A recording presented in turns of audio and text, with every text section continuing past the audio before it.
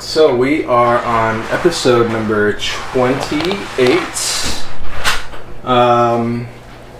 So real quick, we're just going to throw out the email and the Instagram before we jump right into the next episode of the story thus far. So, email? storythusfar@yahoo.com. And it's at the _story thus far. Awesome. All right, guys. Let's jump right into it. The story thus far. Daedalus, Barag, and Cole, you finally made it to the port city of Nyan-Zaru. As the three of you were chatting and gambling with a dragonborn member of the Radiant Order of the Silver Dragon named Belchris, you were just sitting and finally enjoying a brief respite from the savage jungles of Chult. You were met with Terrastier's first mate, Giant Goliath, and his goblin sidekick, named what he said. The fight destroyed part of the tavern and quickly began to spill out onto the streets of Nyan-Zaru. Between Belchris and his fear spell and Daedalus' hold spell, the immediate threat was quickly neutralized. And as the conflict drew to its close, a wild-eyed Terra Highhill wandered into the city with a map that led her to Nyan-Zaru. Having been through her own adventures, she appeared a changed halfling. Meanwhile, Cole, with a quick disguise self-spell and under Flaming Fist code 349 and 350, managed to secure comfortable lodgings for the evening at the very tavern you almost destroyed. Terra, having been brought up to speed, the group subtly steered the grim fate of Camp Vengeance from a bloody and grim resolution to one of a more humanitarian effort. As you are all determined now more than ever to leave the jungle island of Chult and bring a final end to the threat of the sea wolves, a threat that has kept the whole Sword Coast in a chokehold. Terra, you discovered that you were in the possession of a map that you found in a temple in the Sanguine Sands some time ago, an ancient map of Chult.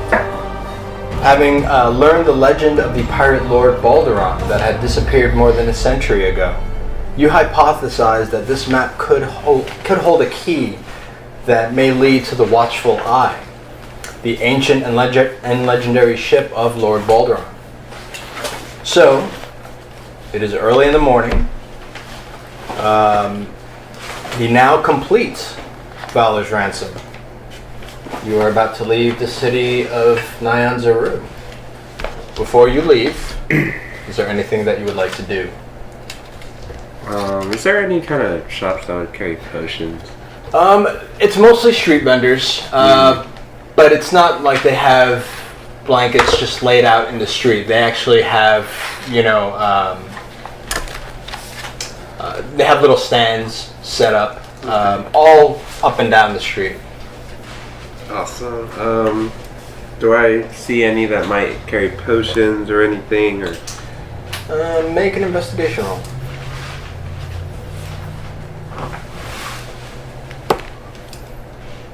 Ten. 10. After walking around for maybe a half hour, you're very unfamiliar with the city of Nyan-Zaru, so you get lost a couple of times, you and the group. But you do eventually come to a stand with a native Chultan behind the wood slats that comprise his little shop. You see that he's got a cauldron that's bubbling. You can smell a very offensive smell coming from whatever is in that big iron cauldron. You see bottles of all kinds. Potions, there's creams, there's salves. That would be in your. You can ascertain that would be the one place in Nyan-Zaru that you could probably find what you're looking for. So I approach this little stand and just say, "Hello there, friend." So you walk up and again, it's a native Chultan young guy. He's got a scar on his left side. that runs from his forehead down to his jaw, but looks very well put together. Dark skin, dark curly tight hair, kind of shaved close to the scalp, wearing kind of the traditional Chultan garb, made for more function than anything in this hot desert, not desert, but in this hot jungle climate. And he sees you approach and says, "A customer, Master Dwarf. How can I help you?" Hi, You're a stranger to the island of Chult, very much so. Never been here, and frankly, has me a little seasick. Well, it takes a lot of getting used to, that's for sure. Yeah, I almost got eaten by zombies already. The second time that's happened. The undead, yes, they are unforgiving, and their hunger is insatiable. But you've come to me for business, have you not? I can see it in your eyes. Dwarves are fierce negotiators. Yes. And you're trying to outfox a fox, Master Dwarf. Maybe a little, but I'm here for potions. How can I help? What kind of potion are you looking for? Anything and everything you've got. Anything and everything I have. Do you have enough coin for that?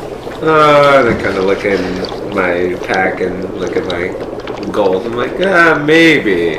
You know, Tara gave you all the money that you guys had. Oh, well, yes. She kind of threw it at you when she first saw you. True. She never did tell me however much that was, actually. So Tara, how much did you throw at me? How much did you make it rain on Barrage? Yay. 35 platinum, 552 gold, and 3 silver. Okay, let me write that down real quick so I can kind of... If you want, I can keep track for the time being. Yeah, but just so you know, you have, and again, 35 platinum, 552 gold, I don't see you writing, and 3 silver. You took my pencil. Oh. Can't write without my pencil, so, yes. Banter at the table already. Yes. We're only 5 minutes in. Yeah, so I just kind of asked to see what is in his selection today of potions, mainly healing potions. Oh, you're looking for healing potions. I do have healing potions. What grade potion are you looking for? Hoping that you have some superiors. Ooh. But I doubt it, so superiors are hard to come by. I have one. Well, but that's gonna set you back 600 gold.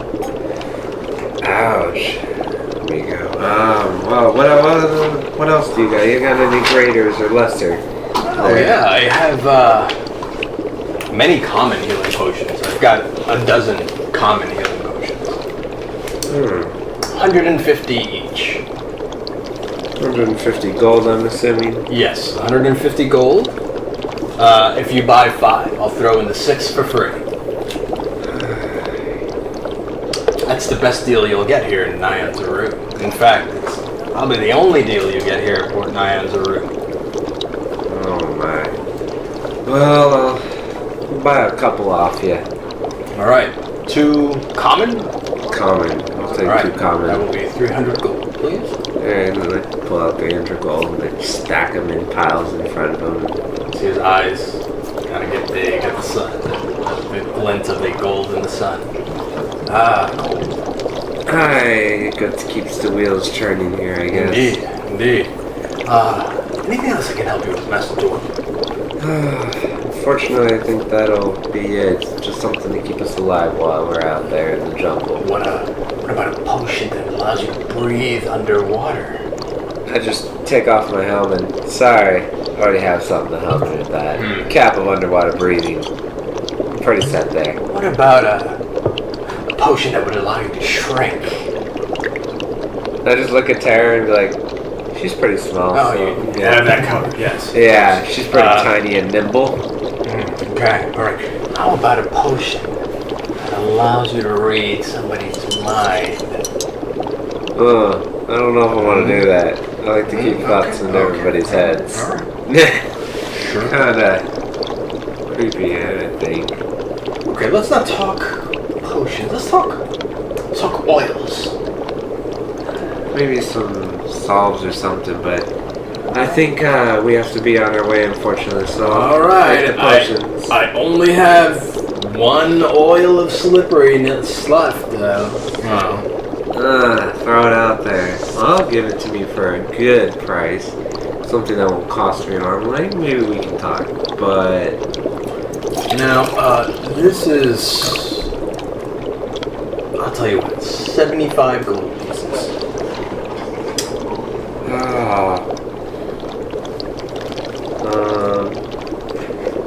So how about instead maybe like 10? We call it a day. 10? Oh, I think I'm being lowballed here. I feel like I'm dealing with a Tyrannosaurus Rex right now, sir. I don't appreciate it.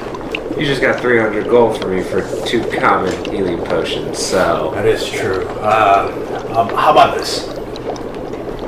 60 gold pieces. And he brings out another flask of oil. This particular oil, it looks like it has like little shards of silver in it.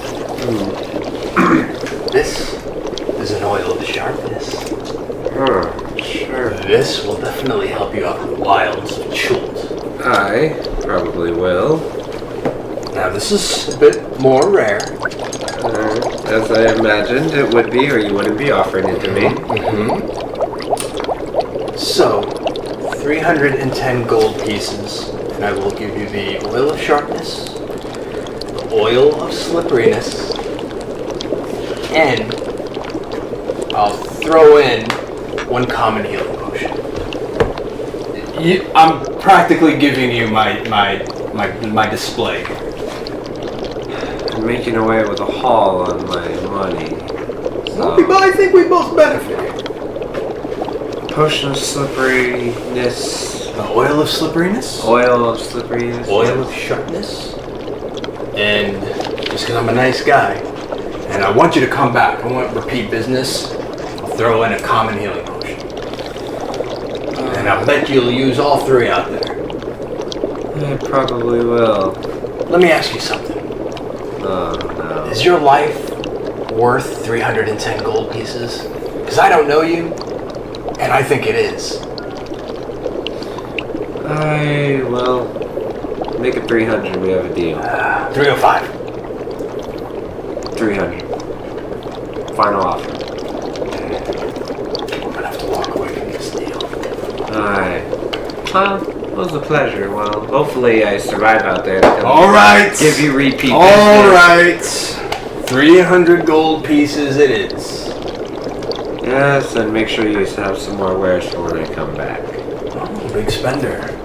Possibly. So, yeah. If I don't die out there. And if this is fake. I stand by my product. I brew everything here. Trained for years. Under the best. Trained ever since I was 6 years old. It's a family business. Alright. Do I know if he's lying? Can I make a... You can make an insight check. Insight check to see if he's lying or not? 5. Sounds like he's telling the truth. Alright. Then I give him another 300 gold. Okay. And... So he pulls out 1 common healing potion and 2 little glass bottles. One is going to be an oil of slipperiness, and the other is going to be an oil of sharpness. Sounds like to me like these names are too on the nose.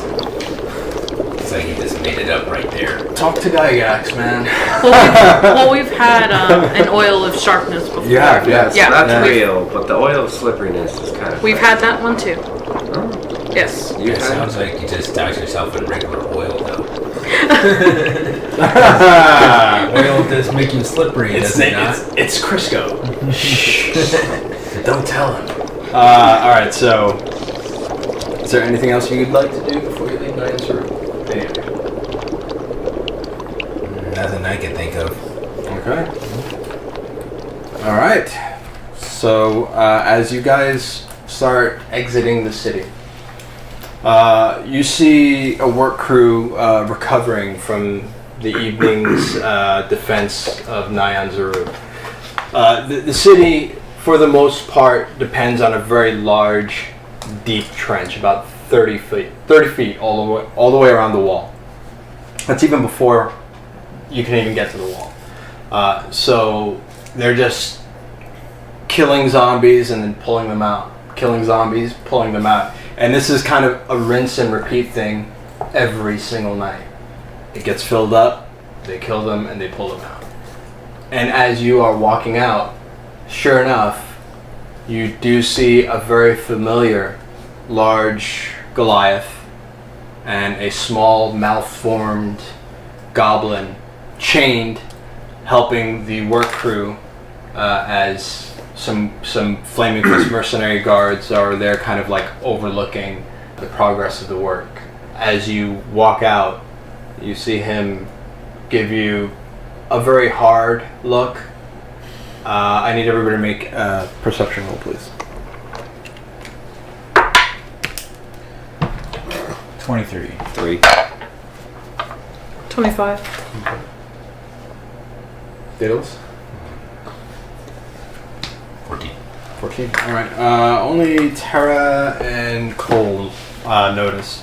As you guys are walking away, you could swear right at the corner of his mouth, you see him kind of crack a smile for a second and then kind of have the wherewithal to like stop and continue his work as you guys kind of lock eyes momentarily. The goblin or the Goliath? The Goliath. Okay. Okay. What would you like to do? I'd like to establish what route we are taking because I do not like this jungle. So I have Somebody has a map. I have, yes, the map.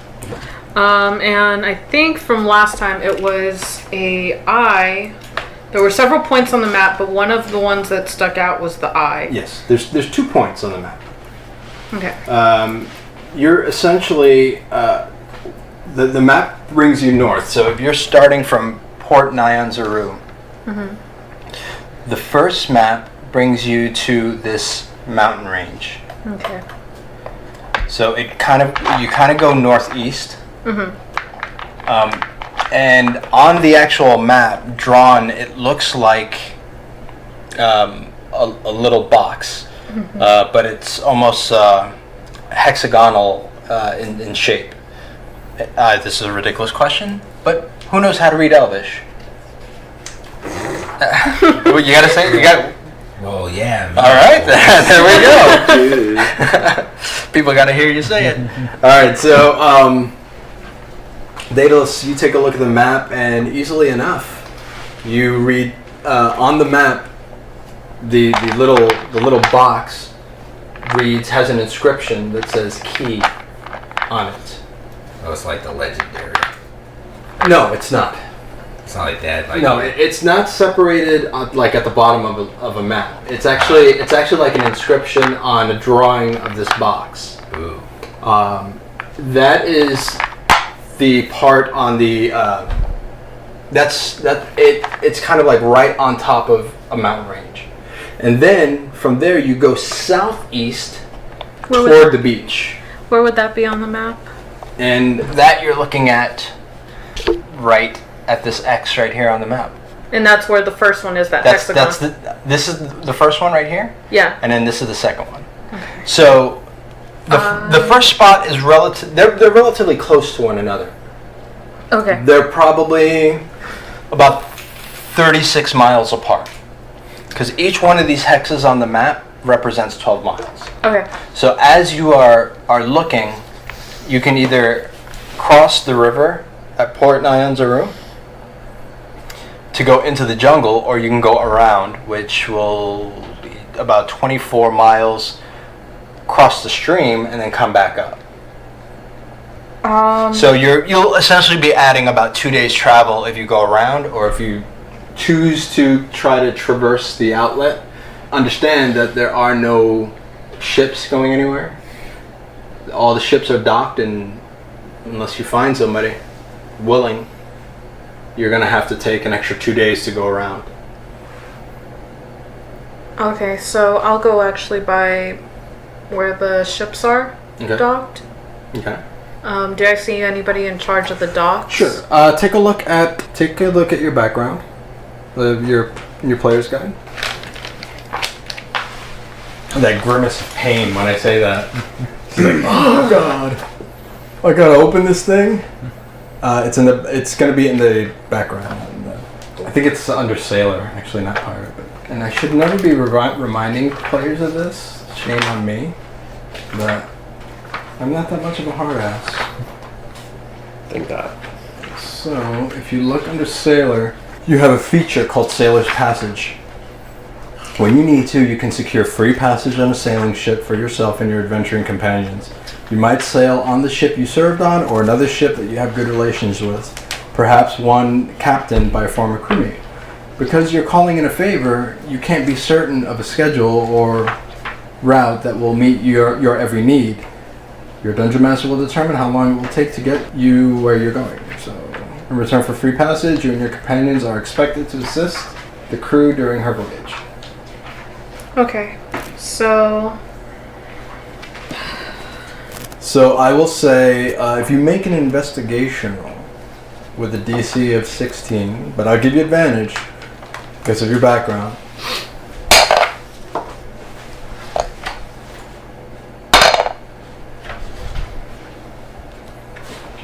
$18. 18? Okay. So it takes you the better part of 2 hours. But sure enough, you are able to find a sailor who has heard of Terra High Hill.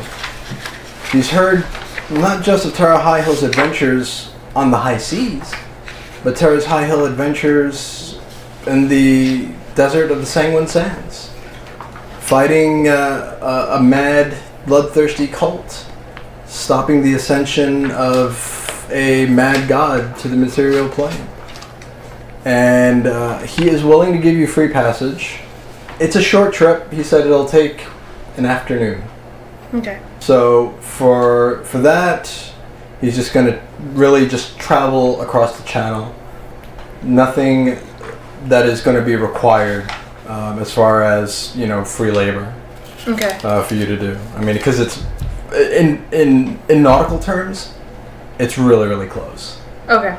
So essentially, it's like taking the ferry from Coronado to San Diego. Yeah. Obviously, you couldn't swim it, but it's short enough. Yeah. So he's more than willing to take you on.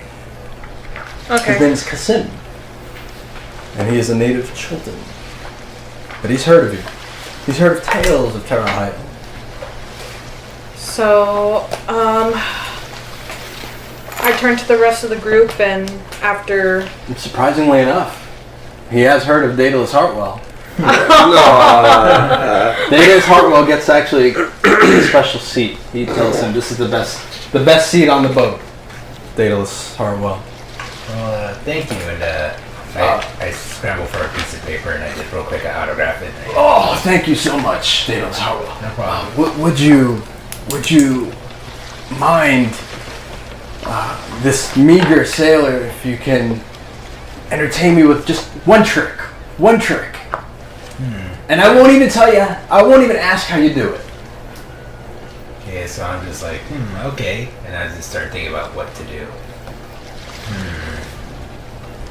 Can you make rabbits appear out of a hat?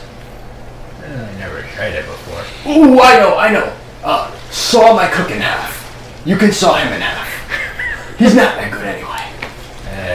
If it goes horribly wrong, nobody's really gonna blame you. No, I think you'd want to keep her cooked. Okay. Here, you know what? I want you to close your eyes. Oh, okay. So he closes his eyes. He's very excited. So I cast mirror image. Oh, okay. And I'm gonna make 2 of me. Okay. I'm gonna have them. Okay, you can open now. So he takes his hands off his eyes and he looks and he goes, And then we're both waving at him. There's 2 Daedalus Hartwells! I know I said I wasn't going to ask you how you did it, but no, I don't want to know the trick. You are a master illusionist. Daedalus Hartwell. I can't believe this. And he calls the crew, and the crew come running up, and they're all,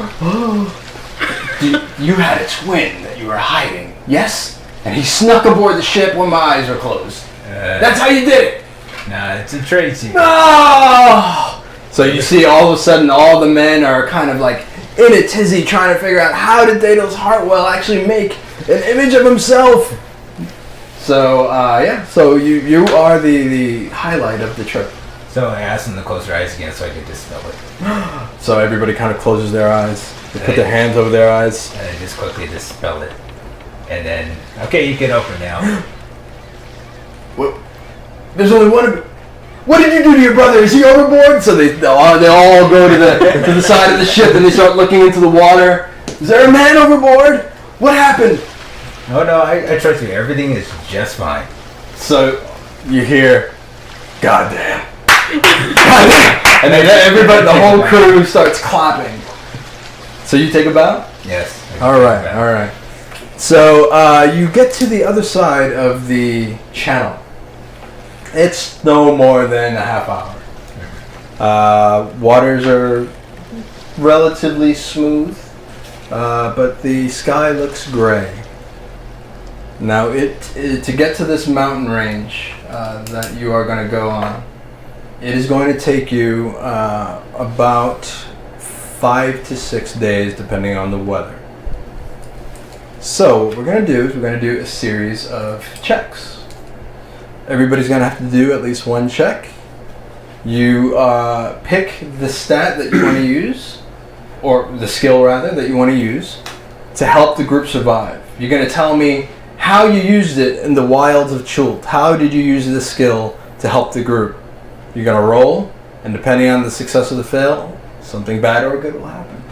And this is going to be after we disembark? After you disembark, you are going to now head to the mountain. Okay.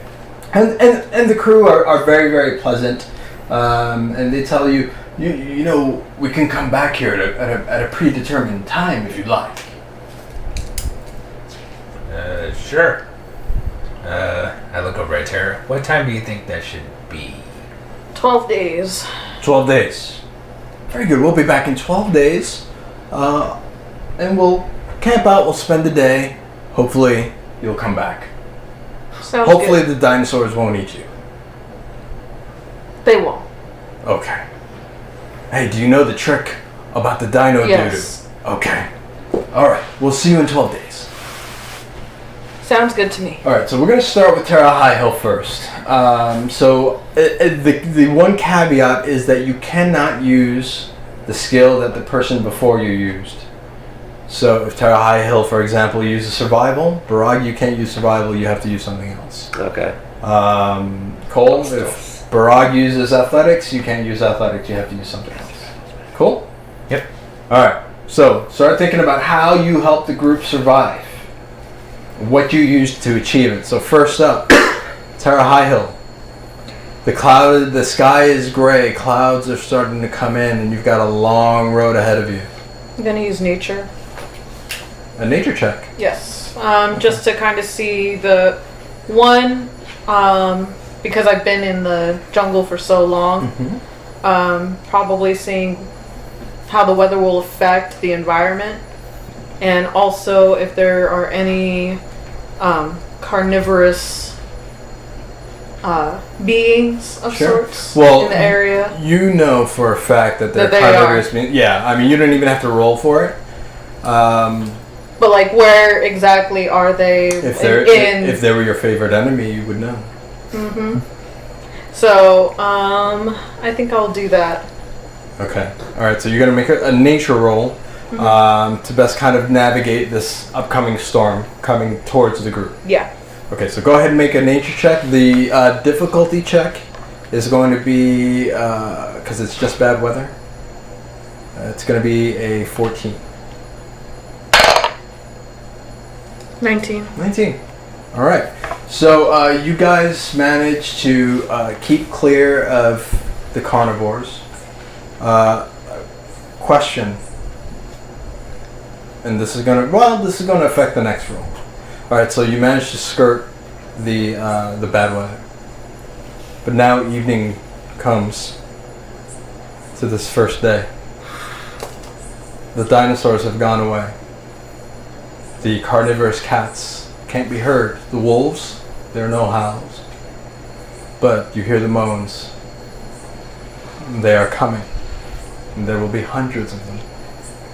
So Barag, what skill do you use to help save the group from the incursion of the dead? Survival. I'm going to make a survival check. Okay. So in what way does survival help you with this latest threat?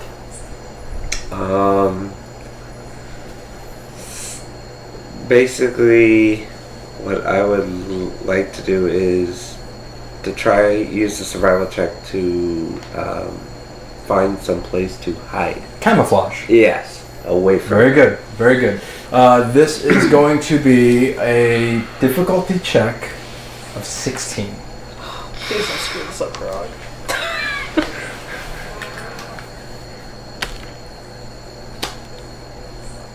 What did you roll? Don't forget your proficiency. What did you roll? A 9. A total of 9? Yep. Okay. I used my highest one. Sure. That would aid us, by the way, guys. So All right. don't blame me. Sure. Okay, so unfortunately the die comes up dataless.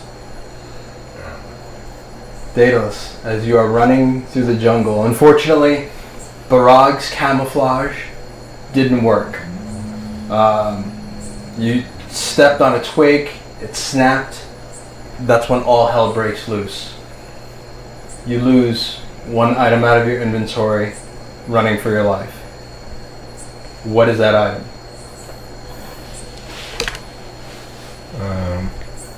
I am going to lose the potion of climbing Potion of climbing. Okay. because So- I can do that without it. So. Okay. So go ahead and take that off your inventory. Yep. All right. Day 2. Cole. It is the morning, going into the afternoon. You guys are continuing toward the mountain. Okay. I'm gonna roll perception, and I'm gonna use my keen senses that have been owned in the course of my career as a bounty hunter to keep an eye out for any kind of hazard that we may miss just in the normal course of things. Anything environmental or beast-like. Make a perception. Okay.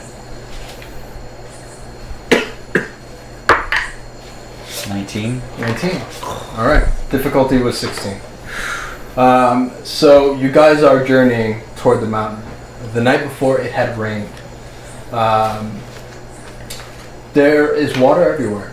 It's a jungle, obviously. It makes sense, right? So you guys are walking. You're in the lead. You're looking out for anything that may try and eat you. And as you are walking through, going through puddles, one looks unusual to you. So you stop the group, and it was a black pudding. Ooh. It was an ooze. I want to step in. An acidic, sentient, acid-spewing, hungry monster. And you managed to skirt the group around the black pudding and steer clear of it. Well done. Cool. All right, Daedalus Hartwell. It's evening again. What skill are you going to use? See, they all have stuff suited to the environment. I really do not. Well, you can pick anything and use your imagination. Performance. Just entertain us along the way. Do it. Entertain the zombies along the way. Well, there's a lot. Oh! Yeah. Mm. Not saying a word. I'm just walking along. Ho ho ho ho. So I'm actually not gonna go for performance. I'm gonna go for deception, Okay. and I'm gonna see if I can dress us up to look like zombies. Okay. See if I get to see the zombies that think we're one of them. Okay. So go ahead. This is going to be a DC roll of 20.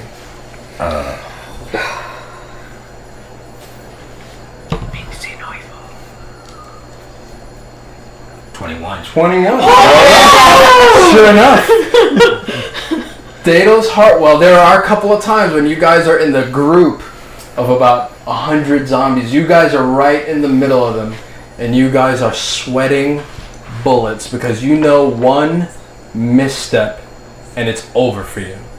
And there are a couple of times where an undead, its face is almost pressed up against your face. And Barag and Cole kind of slowly goes to the butt of his pistol. Barag, you go for the hilt of your sword.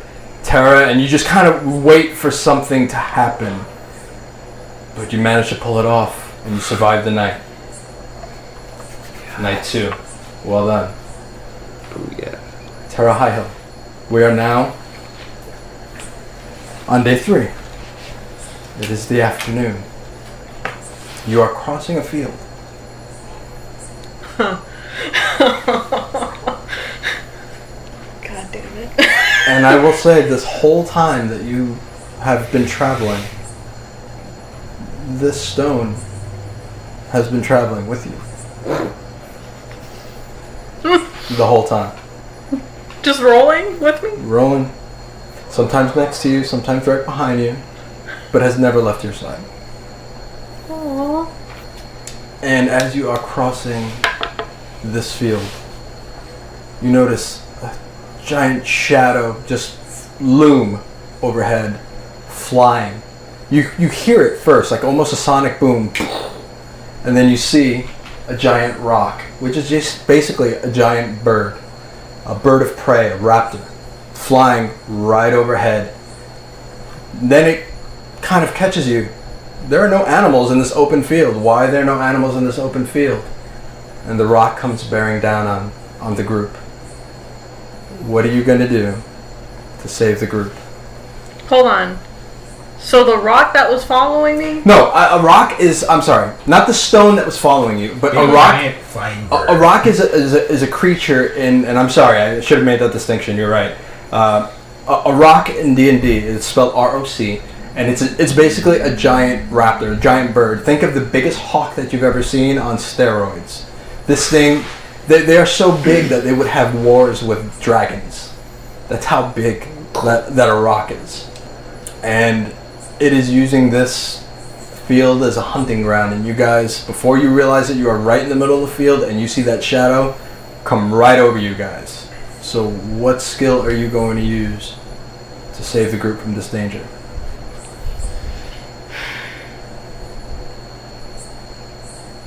I'll try...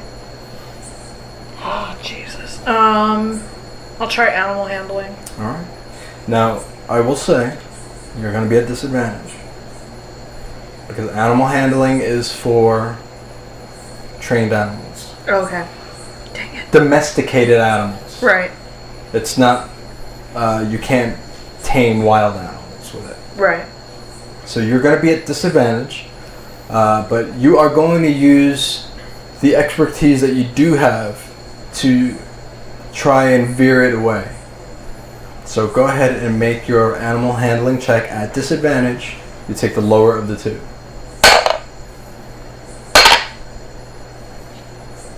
$18 is the difficulty on this one. Damn it. 15. 15. Alright, so quickly Tara Highhill sees this giant rock, this giant raptor fly above. She takes out her dagger. She puts it in front of her and tries to catch the rays of the sun across the blade to try and get the reflection and blind the creature, but she's not able to get the right angle, and you lose your +1 blade. Your +1 dagger. Not your Frostbrand dagger, but your +1. It sees the glint, and it goes right for it. Better than losing my arm. Yes. Now it is evening. And again, the dead come out. They hunger for living flesh. And Barag, how are you going to save the group? I'm going to do an acrobatics check Acrobatics. Okay. to get into the trees. If Sure. There's Sure. away Okay. from the undead. So you're going to use acrobatics and essentially acrobatic your way above them through the canopy of the trees, yes? Yes. Okay. Exactly what I'm Barag's going going to lead the way on this endeavor. Yes, So sir. quickly you see the dead coming up from the ground, coming up from out of shrubbery, bushes. You have a good idea because right now it's the only thing that you have is to get up in the trees. So quickly you call to the others, quick, up in the trees. So you guys get in the trees. Limbs are big enough where you can run across them and maybe jump from limb to limb. This is going to be a difficulty check of 19.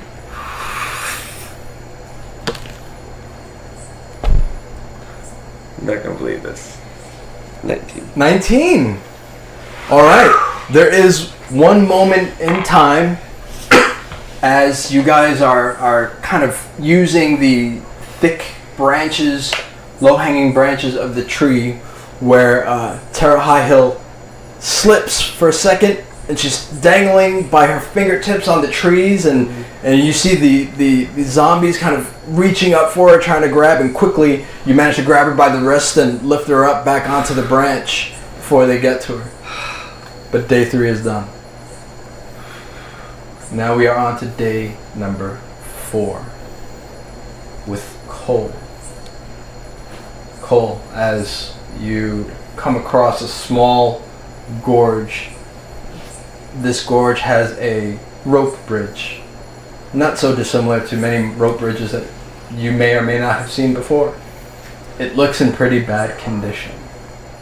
A lot of rocky formations in this particular area.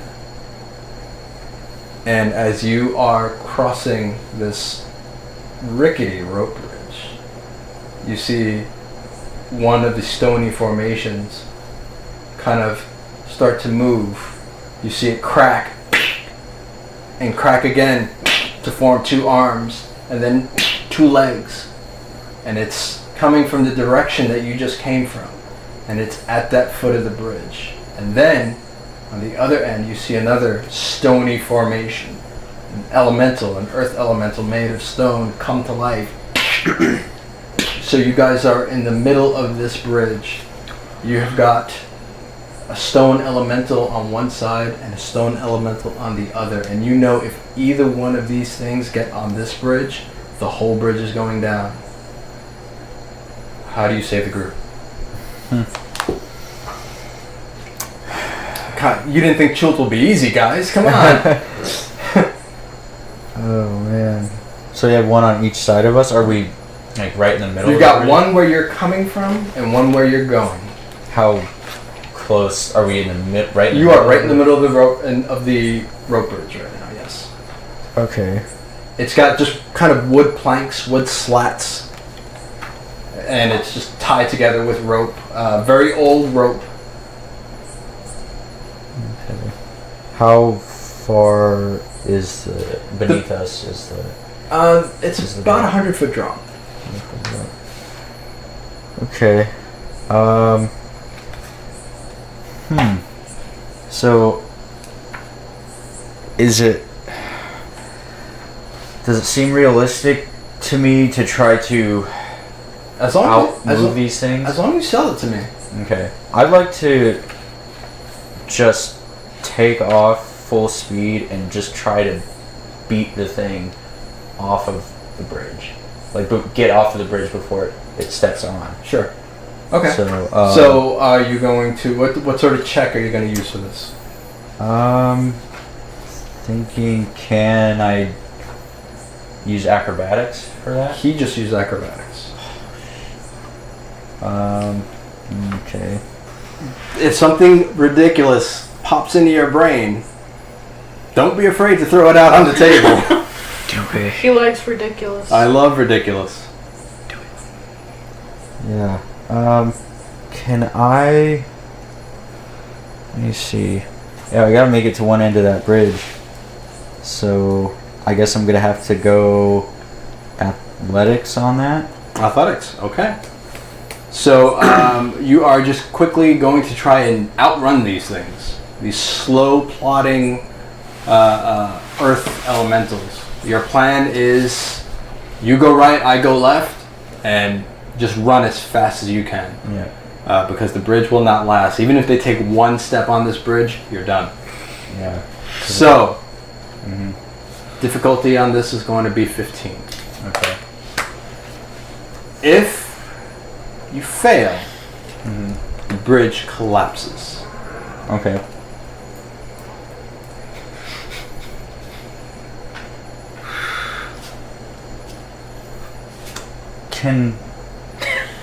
Okay. Is it too late to change my mind? No. Okay. So, where these things are standing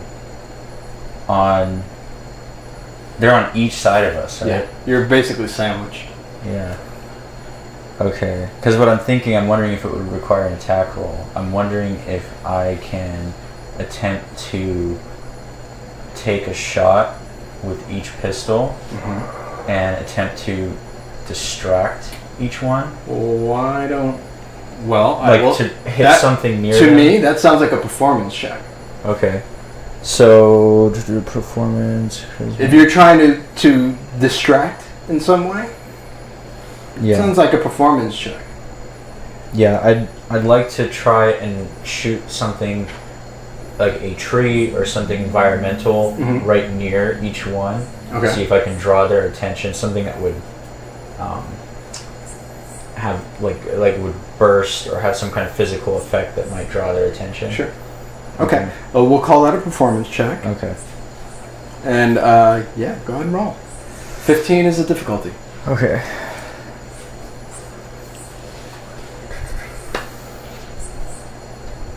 My first D&D D20, the first one I got. Oh, nice. Yeah. Nice.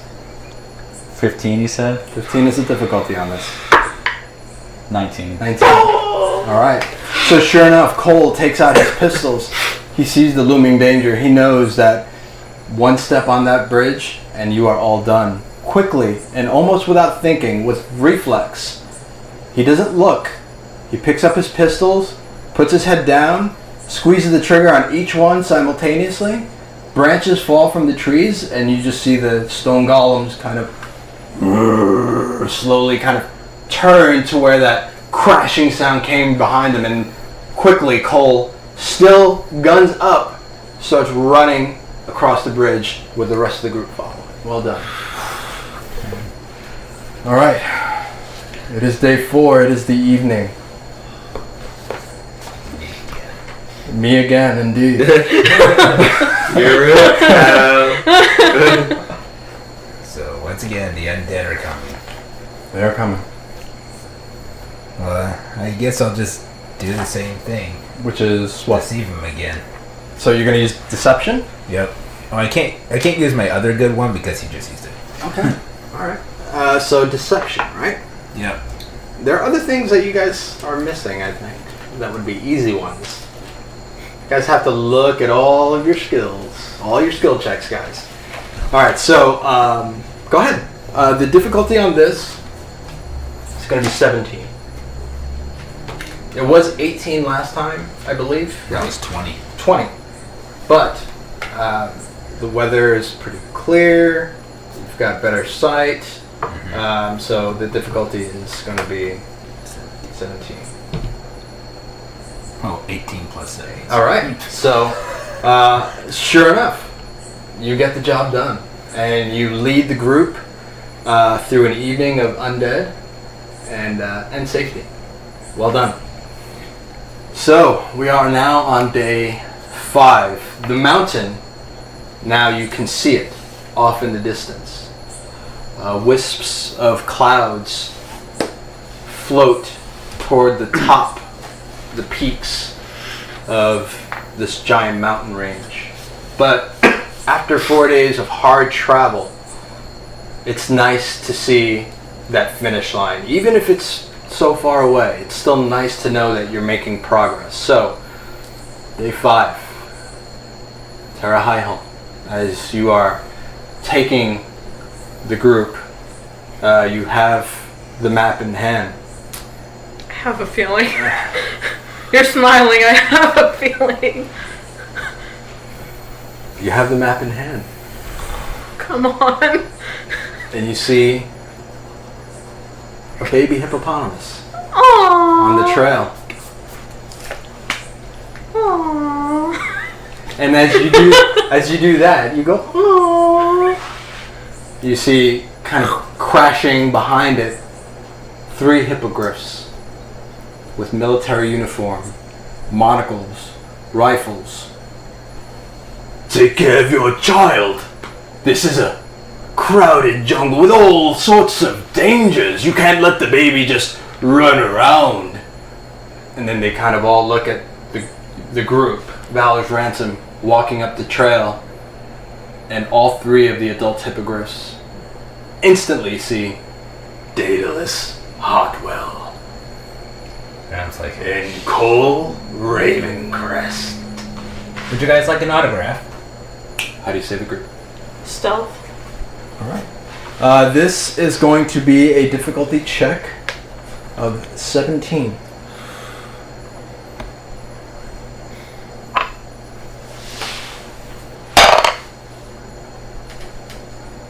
$18. 18. All right.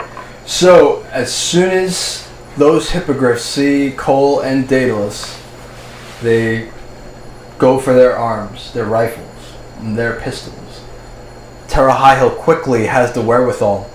She yells to you guys, "Come this way, this way!"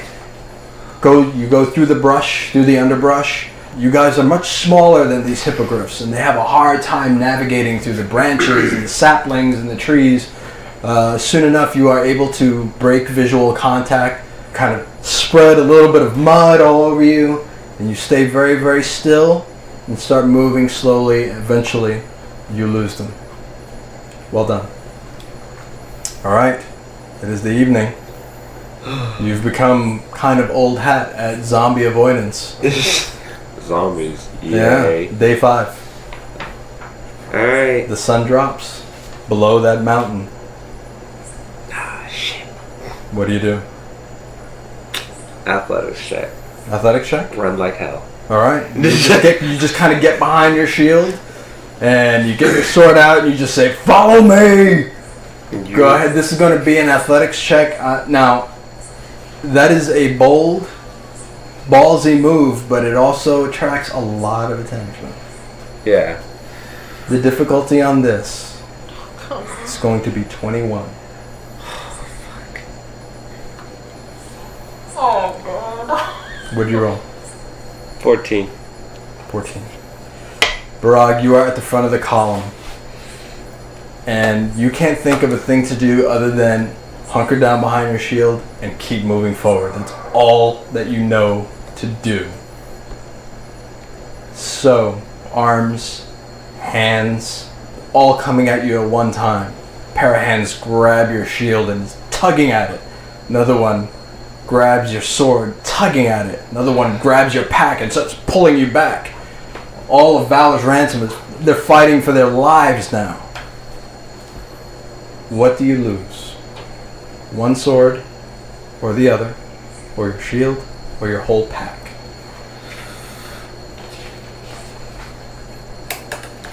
Gonna let my shield go. Alright. So, you have the wherewithal to know that if you continue with your arm in that shield, you're going to go with the shield. And so you let it go, and you just run until eventually you are able to lose the bulk of the horde. What little ones, the few that do find you, you are able to fight off. Day 6, guys. Cold. You are walking ever closer to the mountain. And as you are walking down the trail, you see these weird statues. They almost look like totems. There's probably about half a dozen totems Each totem has a total of 5 different faces on one totem pole. And they're garishly carved wooden faces of alligators, a raven, monkey, many common animals that you would find in the wild, wolves, bear, and you see about half a dozen of these totems, and automatically you stop because this is in the middle of the jungle, nowhere. And the second that you stop, you see one of the totems move. One tiny little goblin pops off the top wearing a monkey mask. Another little goblin pops, and then until all of the totems fall apart to about 36 goblins, all wearing these garish, wild, wooden carved masks. They're armed with rudimentary weapons, spears, bows and arrows, and they are defending their territory, and they are after Valor's ransom. Okay. You have infringed upon their home, so what skill do you use to save Valor's ransom? I am going to use intimidation, Alright. and I'm just going to I'm just going to scream something that is probably gibberish in Infernal, Okay. and but something effective in the way it sounds to them, and fire one shot like above their heads. Woo. Would I So- be able to help him with that since I know Goblin? Could I tell him a word that would be intimidating? I'll give you advantage. Okay. So I'll give you advantage on the roll. Difficulty is going to be 16. Okay.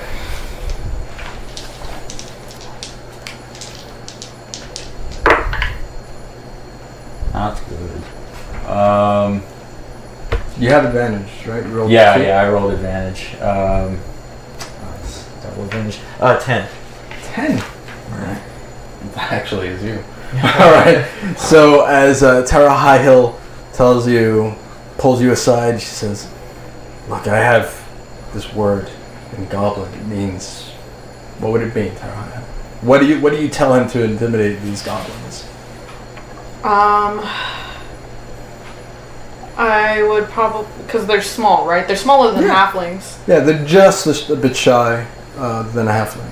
Just a bit shorter. So, I would probably tell him to say in Goblin, move, or I'll call the beast up ahead, and Okay. tell him to point up. Sure. Alright. So, sure enough, Tara Highhill says, "Say this." It means move, or I'll call the beast up ahead. So you do that. You point your finger up in the air, and you say the words, but when you say it, Tara Highhill, you hear, "Give me your daughters, and give me your wives." And the spears start coming. Cole, Yes. you lose one object. Ooh. Okay. As you are running through the dense jungle. Anything I want? Anything you want.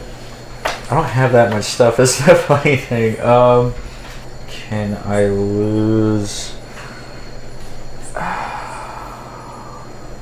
Basically, what I have is a common healing potion and 5 good berries.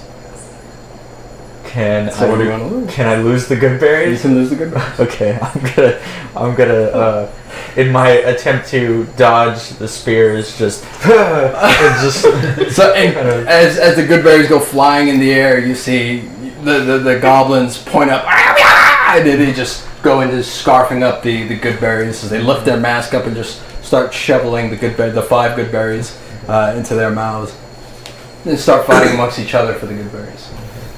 Quickly forgetting your proclamation of "Bring me your wives and bring me your daughters," but you managed to get through. Cool. Without good berries. All right.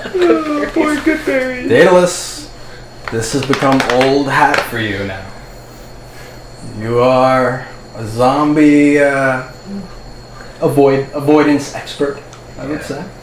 So, what are you going to use, and how are you going to use it as the dead begin to rise? That sun coming just underneath, just dipping right below that mountain. This dusk begins to set. Yeah. That mountain looking ever so close. What do you? It worked the last 2 times, so So what are you gonna do? same thing. Just Tell me, what is it? gonna deceive them once again. Gonna just try and we're gonna dress up real quick, and Okay. Yes. Thank you. that's what we're gonna do. Difficulty. It's gonna be 18 on this. 18. Yeah. There it is. I only got 7. All right. That's all right. Look, there's gonna be a lot more rolls tonight. Don't worry.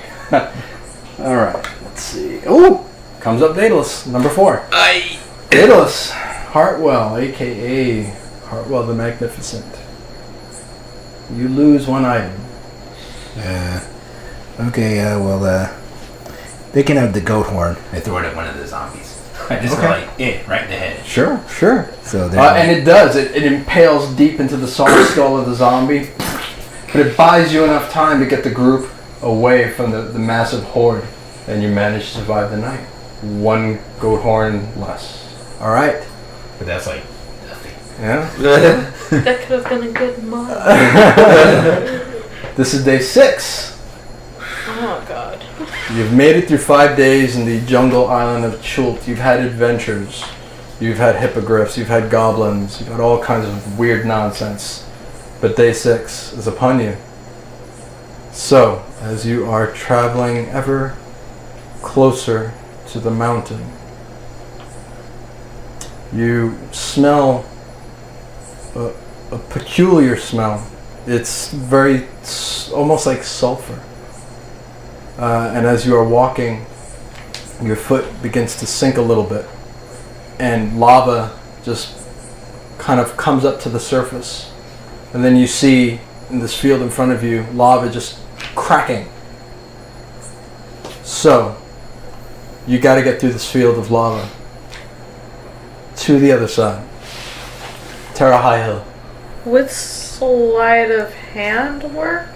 To kind of You sell it to me. I'm not selling it to you. I'm the DM, dude. You tell me how you use it. I guess I would use sleight of hand to kind of like feel for, because it's almost like it's a field of it, right? Like, and there's rocks and you kind of like have to hop on. Okay, so you are using the palms of your hand, your skill as a ranger, and your sleight of hand skill to feel the plates of the earth as they shift, so you know exactly where that lava is coming up. Yep. I need you to roll a DC of 19. Or somebody's getting burnt tonight.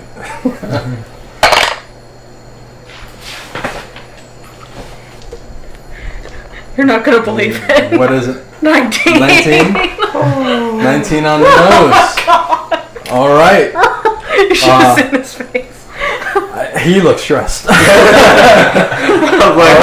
was doing math in my head. I'm like, oh, I didn't make. Oh, hold on. All right.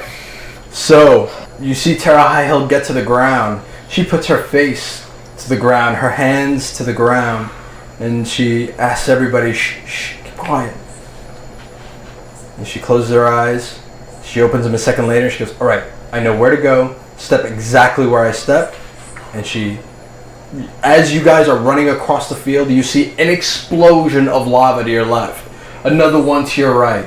Daedalus, as you run across right behind you, the path in which you are running completely sinks below you in a sinkhole of molten lava. But you guys managed to make it across. Barely. I mean, she got a 19 on modifiers and a 19 was DC, so you guys are coming, your clothes are a little bit singed, but you made it across the lava field. Well done. Last night, luckily, that field of lava is keeping the dead relatively far away from you. But Knew it. Waiting for the butt. you have a nice evening. Aww. No monsters. The dinosaurs are away, while the dead walk.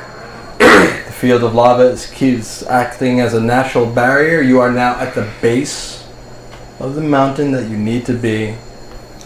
The Terra had the map leading you.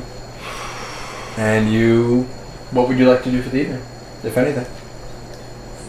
I think we need to chill. Yeah, we all need to take a little rest. Sure. We're all probably exhausted. I'll take first watch. I will take second, but it's night time for me. Okay. As our former friend would say. Oh. Yes, the words of Talvis. Nap time. Yep. It's nap time. Nap time. Nap time, yeah. Nap time. Nap time for me. Talvis was always up for some good nap time. Yeah. Oh, sorry, Cole. You wouldn't understand. I apologize in advance. A lot I'm not understanding right now. I know. That's alright. We're a weird bunch. But time for some rest, I think. Or nap time. Okay, right before you guys go to sleep, you guys are looking at this mountain. The mountain itself, to the peak, I need somebody to make a nature check with advantage, because you are all looking at the mountain, you're looking at the map as a group and kind of trying to figure out what your next play is in the morning. Mm-hmm.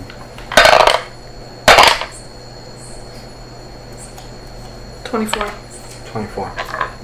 Okay, so as you are looking, Tara has the map, you are all kind of like, it's right before bedtime, you're kind of planning out your next morning. The mountain itself, it's about 12,000 feet high. It's a couple of miles tall.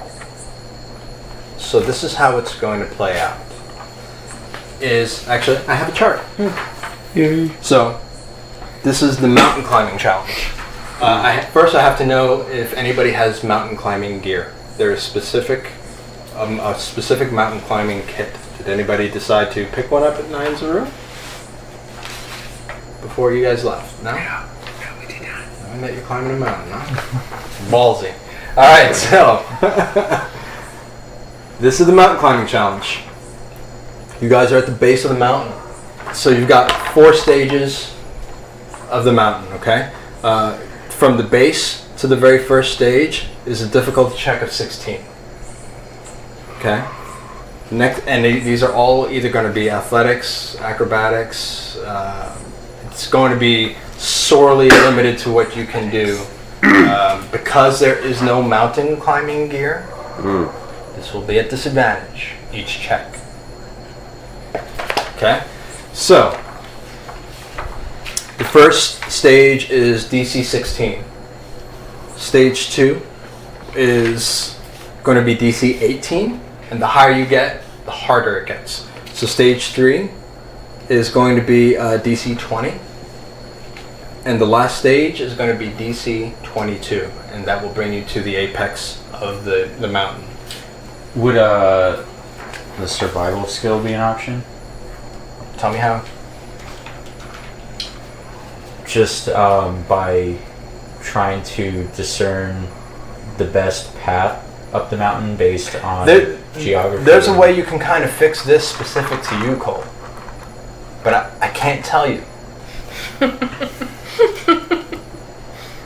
That was kind of my fix to me because of my wisdom. It's not the fix.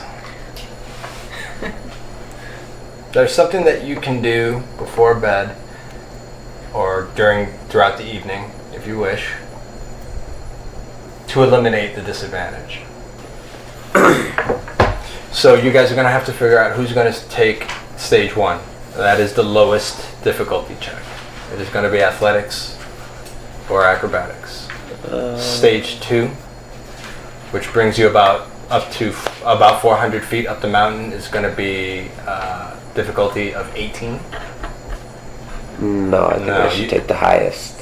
It should be me taking the highest. Nobody else. Well, how much do you have on acrobatics? Actually, my athletics is maxed out, so. Same with my acrobatics. Well, then you take stage 3. I'll take stage 4, you take stage 3. Yeah. It doesn't matter. Top 2 are decided? Yes. I think Daedalus should take stage 1 because he probably had, unless you. I do have acrobatics, but I only have a 4 under that. Then you're the It's second. Stage 1. No, he'll be stage 2. Stage two. Well, I I don't think- know. Let's hear from Cole. Let's see what he has first. He might have something. Yeah, we get Better, yeah. For yeah. which skills? Acrobatics or athletics? What do you got? Acrobatics is, let's see. Acrobatics is Dex. I'm gonna have a +5 on that. Okay. Yeah. And Just +1 on athletics. then Then probably stage 2 and stage 1. because he has a higher So dex. Daedalus Hartwell is going to start the first. He's going to start the climb Yes. as the lead. Yes. Then stage 2, they're going to switch positions with Cole and Daedalus, and Cole is going to take stage 2. As you get higher in elevation, that air is getting thinner. Terra High Hill is going to take stage 3. Oh, you know what? I have +4 on acrobatics. Well, you and Daedalus are the same. Okay. And the last stage is going to be the apex of the mountain. It is going to be the most difficult. Yeah. The air is going to be tremendously thin. You guys are going to be spent from having climbed the mountain by the time you get to stage 4. So it will be on Barag to be the anchor of the team and get you to the top. I do have one question. Which packs did you guys choose for your adventuring gear? Did anybody pick a pack? Your pack? Survival was mine. No, there's no survival pack. Oh, no. Dungeoneer's pack, Scholar's pack. What pack did you pick? Probably Dungeoneer. Yeah? Yeah. Okay, that means you have the Patone still. And I have and we have a hammer. So we could use that That's kind of where I was going with Cole. to go up the mountain. I have rope and my hammer and you have Patones. Oh! Use those to climb the mountain. What do you have specific to your profession? We can climb the mountain with those spikes. I left mine down at the zombie camp we I had. mean, other than my pistols? Your profession, not your weapons. Oh, Like your job. not your yeah. class. What So kit do you have? The, It's like pulling teeth. yeah, no, I'm thinking, what do I have? I have an explorer's kit. I have a gambler's kit. Yep. I have, what other kits do I have? Okay. Well, we'll let that simmer for a little bit. I'm trying to think. It's my profession. I don't know. I don't have the right book in front of me either. Okay. All right. So you guys gonna call it an evening? What? Sorry. Are you gonna call it an evening? I guess Oh, for a long before rest. a Yeah. long rest before we climb the mountain. Yes. I'm gonna Oh, yeah. take first watch. Okay. Second watch. Okay. I'm going to meditate during her watch. Okay. And last watch. Mhm. Okay. Um, Go ahead. before I go to bed, I want to go over the data list and ask him for the holy symbol from Talbus. Just to kind of almost reminisce and just hold on to it for a little while. You still got that data list? The Did I? Talbus's holy symbol. You did. You took it from his. You his picked up remains. everything from his I thought we remains. gave it to the order. Oh yeah, you guys Yeah, we gave gave it. it. Oh, we gave it to the We gave it order? to the order. Oh, Yeah, okay. Sorry, I wish I did. I do, however, still have his ring, his spell ring that he stored spells in. If you want to, if you want to hang on to that for a little bit. I will take it, and I take it from him. Thank you, Daedalus, for that. I'm going to turn in for the night, though. And I just pocket it into my pack. Make a perception roll. 19. 19. As Daedalus hands you the ring of Talbus, as you grab it, you see a glint and a shimmer of light, but there's no discernible light source as it falls into your hand. I kind of just turn it over and just kind of look puzzled as I hold it, and I just put it into my pack. And So, surprisingly, considering the situation that you are in, you're drawing a bit of comfort from this little ring, more so than you would have thought. So everybody goes to bed and takes their watch, and for the sake of brevity, being this far into the mountain, surrounded by lava, not on your heels, but off in the distance, you're relatively safe, and your watches go quiet unless there's something you guys want to do on your watch, prospectively. Or respectively, rather. I'm actually gonna check on the egg that I have. Sure. Make a nature check. DC is 12. Yeah. No visible cracks. Seems to be growing at the pace that you expect it to. And as you have this egg in your hand, the Rocky kind of rolls right next to your foot and kind of like turns and then turns. So I'm gonna hold on to Rocky and kind of put him in my lap and kind of pet it, and I take it you're feeling left out there, and so I take that as a yes. So I wrap the blanket around that I took around the egg, and I kind of wrap the rock around it too, so both of them are right next to each other. So as you finish wrapping the egg and you finish wrapping Rocky kind of rolls away to the other side of the fire, getting very, very close to the fire. And you're just kind of watching about 3 or 4 minutes, and he comes back, rolls, and right next to you, and he's warm, and he just kind of nudges right next to you, and kind of breaks the cold chill of the air. So I just hold him close to my chest and kind of move the egg next to me. Yeah, it's kind of a little heater pump essentially. Yeah. But you are kept very toasty warm by Rocky as he's keeping you and the egg warm throughout the evening. All right, so Yay for pets. who's next? Who's next on the? You thought you were gonna get a hippo tonight, huh? I wanted, you know how bad I wanted a hippo. Hippos are like my favorite animal of all time. Yes, And the DM knows it. oh my All god, right, so who's next in the watch? Barag is up next. Is there anything you'd like to do while you're on your watch? By Actually, this time, Daedalus has finished his meditation and he's up and about. So I would pose the question to both of you gentlemen, but Barag first. What would you like to do, if anything, during your watch? I want to reach into my pack and actually pull out the ring that was formerly owned by Talvis. Okay. And I want to find a rock or a rock, and I want to build basically I want to make a necklace that I can put the ring in that has like a little door on it basically that closes, like a clasp almost. Okay. And I want to create that to put the ring inside of. Sure. I will say that by now you will have the profession of stoneworking that you've been clamoring for and working for. Yes! Stoneworking! So you don't have a proper kit for that right now, but you can kind of look around. A very unique topography here. The minerals are very unique to this island. Mm-hmm. The rocks, stones are very unique to this island. Probably can only find them here.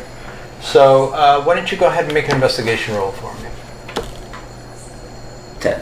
10? Mm-hmm. Okay. So it takes a while.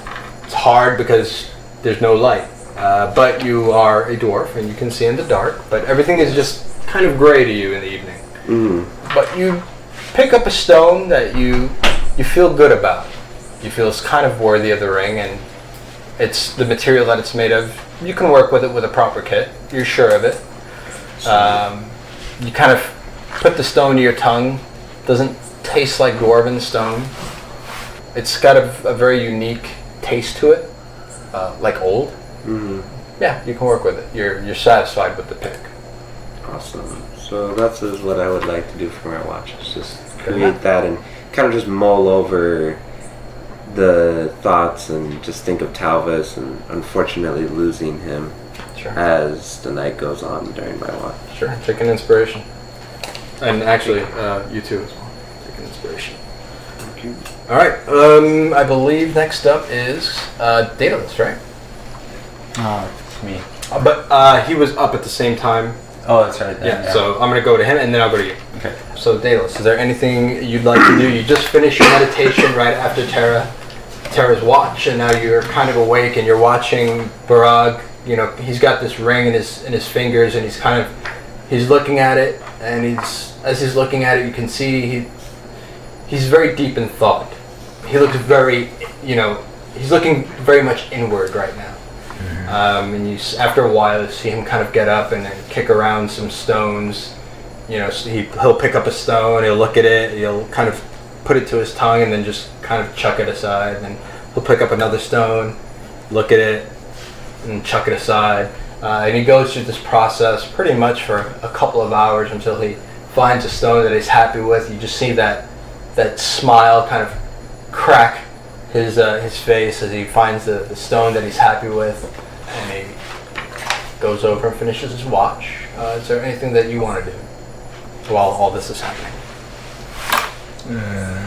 Not that I could think of. There really isn't much for me to do. I don't think. I just kind of browsed through my spell book. Okay. I need you, however, speaking of books, I need to look through mine. I need you to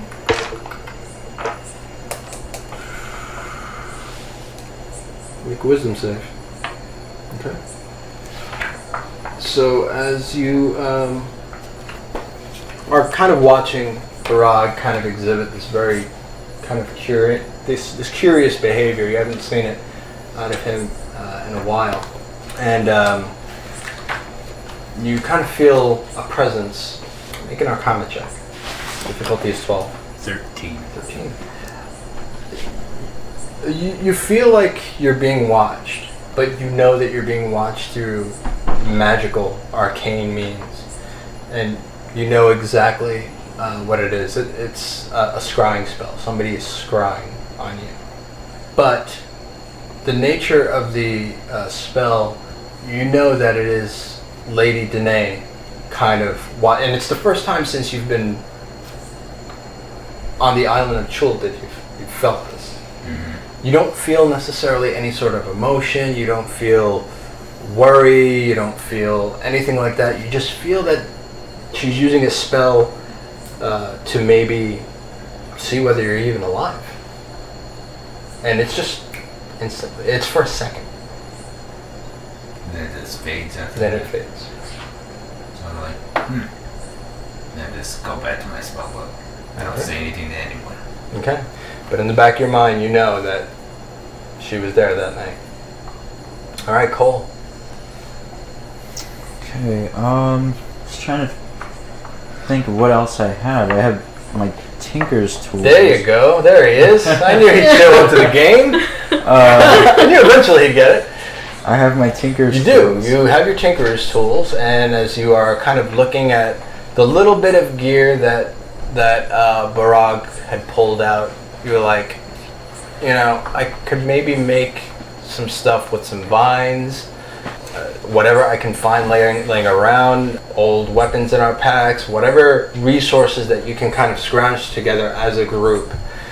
If you had enough time with your tools, you can maybe craft a mountain climbing kit. Okay. I will say that it will take you about 3 hours, if everybody helps. About 3 hours, and that is including scavenging vines from the nearby plant life. But it will eliminate the disadvantage for all of your checks climbing the mountain. Okay. So I will try to get any kind of head start on that I can. Sure. During my watch. Okay.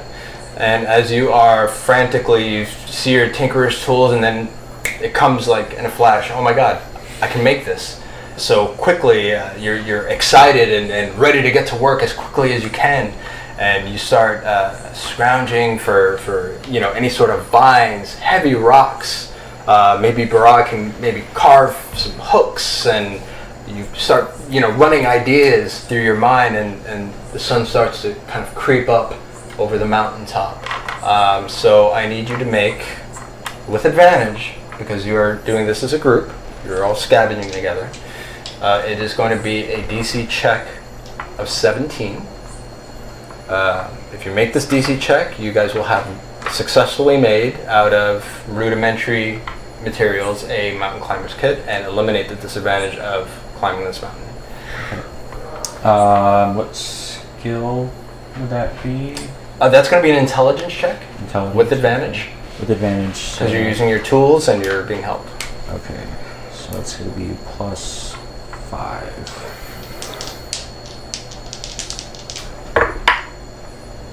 Ooh, nice. 23. Nice. All right. So, sure enough, as a matter of fact, why don't you take the DM guide? Okay. I want you to look up mountain climbing kit, and you guys have everything in that mountain climbing kit. Okay. You have managed to tinker. Barag is quickly carving out of stone hooks and different implements that you can use, weights and wedges. Terra Highhill and Daedalus the Magnificent, Hartwell the Magnificent.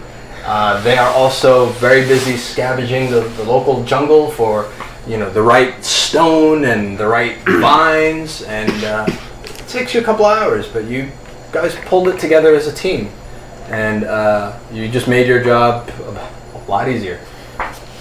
All right. So, you start the journey upwards.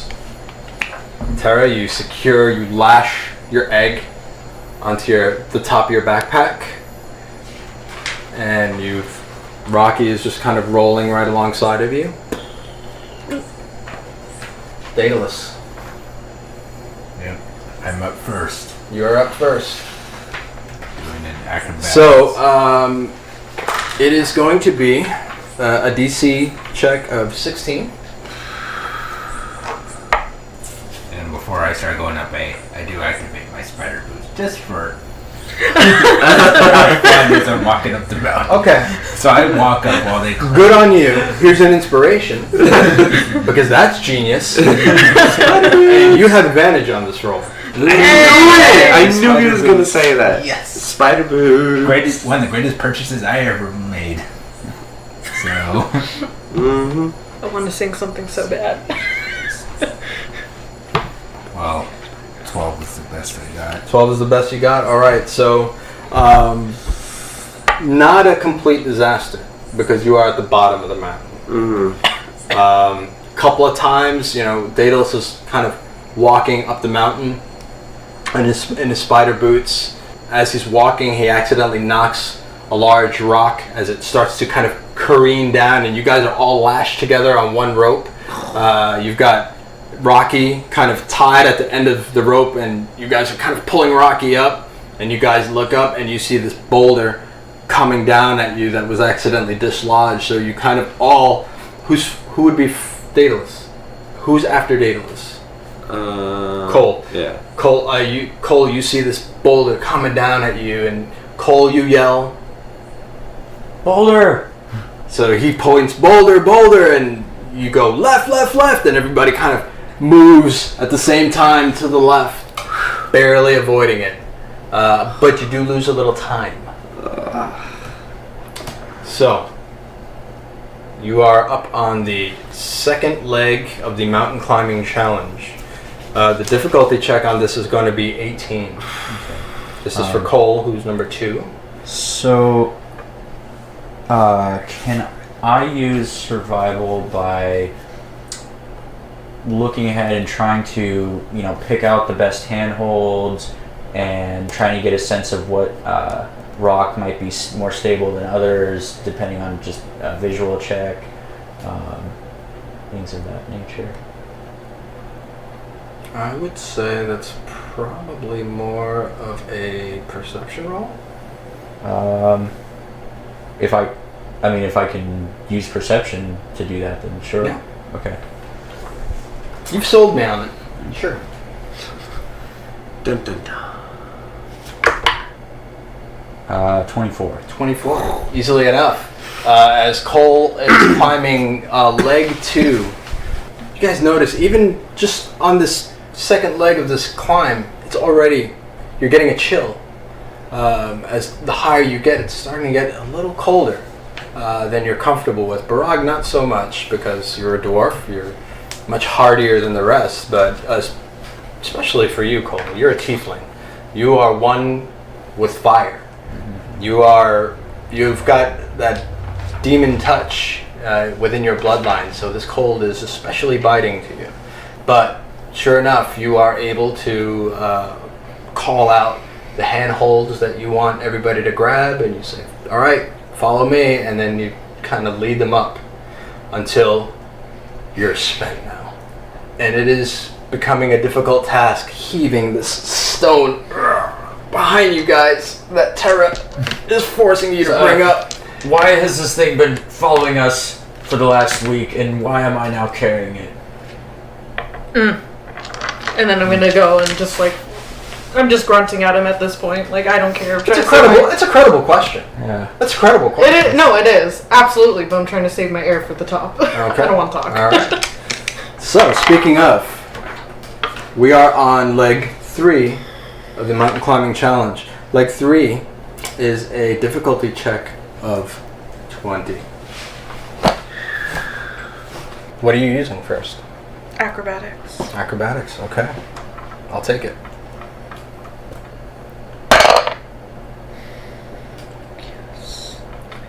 25. Easily enough. Terra Highhill manages to kind of shimmy along ledges. She has one hand in a crack and just kind of tosses her body to another crack and kind of goes up that second leg, and as she's looking down at you, she's kind of pointing directions, kind of directing you guys from up top where to go. And you get through the third leg of the mountain climbing challenge. However, you are at the last leg of the mountain climbing challenge. And as you are looking, you guys are about 9,000 feet in the air. If you fall, you're done. TPK. And you are all lashed together. That's a good point. You are all lashed together. This rock just went. So, If the rock goes, we all go. even now, you are feeling the biting cold. Now, it's getting to you. What are you going to use to finish, to get your team to the apex of this mountain? What skill are you going to use? Athletics. Athletics. I'm going to make sure that I am the strongest I can be to get the rest of my team up this mountain. Okay. Yours is a +9, right? Yes. Okay. DC on this is 22, which means that you will have to roll a minimum of 13. That a 13 has to come up on that dice, because if it does not, it is bad news for Valor's Ransom tonight. Well, he also has this, do you have your proficiency on it? That is with his proficiency. 9 total. Oh, okay. That's with Right now, proficiency. max out for a stat at +5 is 9. Should be 9. 9 no matter yeah. what, yeah. Right. So is there anything else that you would like to use going into this last roll? We're already using the climber's kit I made. Right? Yeah, that's eliminating the The disadvantage that you found, yes.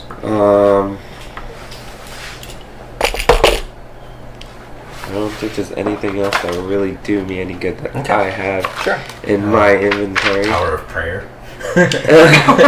Everybody just like pray to the deity of your choice. So I pull out the little necklace I have crafted for the ring, and I kind of I hold it up and I just say, Talvis, if you're still around somewhere, man, I'm gonna need your help on this, and I just put it back into my pack.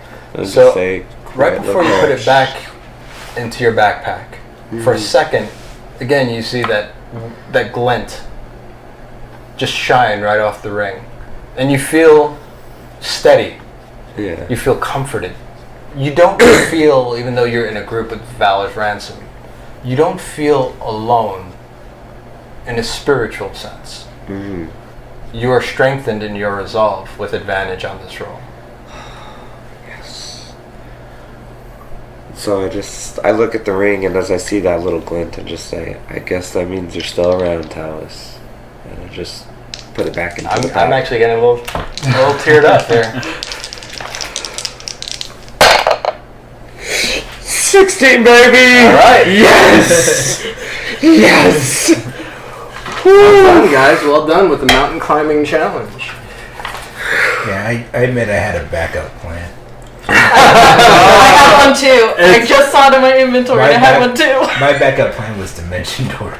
I could have caught us and then teleported us up to a safe ledge. That's not a bad plan.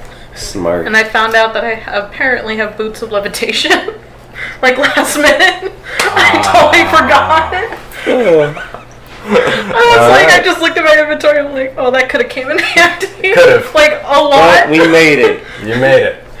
And as the four of you continue your ascension to the top of the mountain, as cold as you all are from the pervasively chilled air at this elevation, as exhausted as you all are from the physical toll that this muscle-ripping climb has taken out of you, a new stimuli kind of catches your attention, and your senses all instantly sharpen and come into focus. It is nothing that you necessarily see, but it is what you smell. It is the unmistakable, retching stench of decaying organic matter. And judging by the smell of this rot, it is a massive amount. As you get closer and closer to the mountain's apex, handholds are harder to find, and the rock becomes slick with a combination of old, dry blood that has seeped deep into the very stone itself, and a large amount of moisture from the air, in the air from the clouds that kind of encapsulate the mountaintop, which gives the effect of an eerily luminescent and damp mist. One by one, you manage to crest the top of this very narrow peak. As you look through the foreboding fog, you can see that the top of the mountain is littered with hundreds of corpses. Beasts, great and small. Mostly you find pterodons, great flying dinosaurs with no less than a 30-foot wingspan, ripped and torn asunder. But you also find all manner of birds, giant bats, rodents, mountain goats, Arakakra scouts and warriors, Arakakra being a humanoid race with bird-like features, including wings, and the occasional but rare human adventurer. I need everybody to make a nature check, please. DC 14.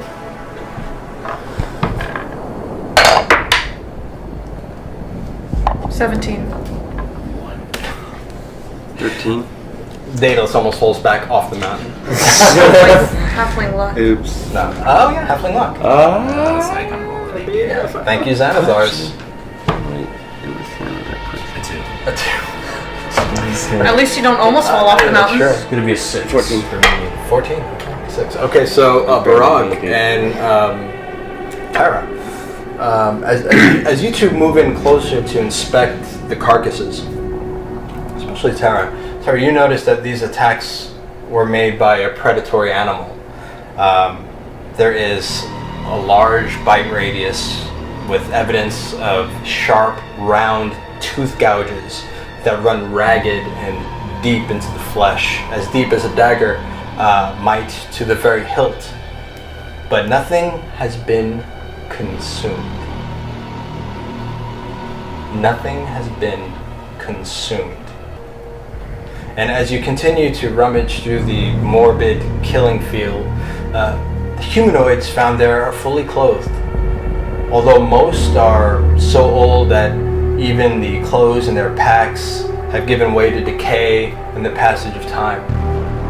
As you look at the plateau that you stand upon, you see two large natural slats of stone, having fallen and formed horizontally, creating kind of this makeshift, almost natural bridge to yet another plateau, a much larger plateau.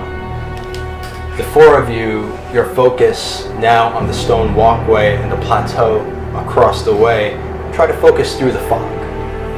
And that's when you first catch a glimpse of it. A large mass of flesh laying on its haunches close to the ground.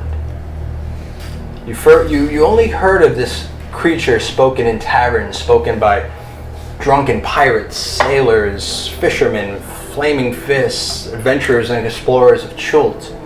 A creature of legend, one of the largest predatory dinosaurs to ever walk the material plane. The undisputed king, the mighty Tyrannosaurus Rex. Seemingly unaware of your presence, its powerful legs extend up and the mighty body slowly ascends as it now stands at a full 30 feet tall. Its profile is unmistakable. Then, another T-Rex profile, a second head, appears right next to the first. And as you quietly approach, you can see it a bit more clearly now. This isn't two individual creatures. This is not two individual animals, but both of these heads of these beasts at the base of the neck are attached to one set of shoulder blades. One massive undulating body. Both the men's heads scan the area for any hint of activity, and as they do, for just a second, a bit of light pierces the canopy of mist and fog, shining through the unnatural barrier. This shaft of light, for a second, almost gives Barag a little bit of comfort, as it shows you a little bit more of what lies before. Its stomach is unnaturally swollen and distended, and you can see humanoid shapes just beneath the dinosaur's flesh, stretching the skin in abnormal ways as if trying to bite or rip their way out. Broken bits of rib on its torso and vertebrae on the spine poke through the creature's rotting gray hide. The glowing green ichor mixes with saliva and continuously pours from both of the creature's gaping and tooth-filled maws. It opens both mouths to bellow a mighty roar, but only a choking and gurgling sound is emitted, accompanied by gallons upon gallons of this unnatural green goo, which erupts like a lava flow from a volcano, and can only be described as a combination of saliva, pus, bile, and squirming, wriggling, swollen maggots. As one of the creature's heads turns in your direction, you see them deep within the back of the creature's throat. Decomposing humanoids. Some rotted to the bone, but life deprived to be sure, but still very, very active. Their arms flailing violently, angrily. The same green, maggot-ridden fluids that ooze from the undead dinosaur overflow from the mouths and eye sockets of these undead humanoid horrors. The towering creature's bellow subsides as its head comes to rest low, just hanging like some lifeless thing. You detect small but imperceptible shifts and rotations of its head every time it hears the distant song of a bird or the haunting whisper of the winds. Only its dead white eyes, active, move about, darting, scanning the plateau, with only one constant, overriding instinct shooting through its rotting vestiges of its small and decaying brain matter. So, Valor's Ransom, what would you like to do?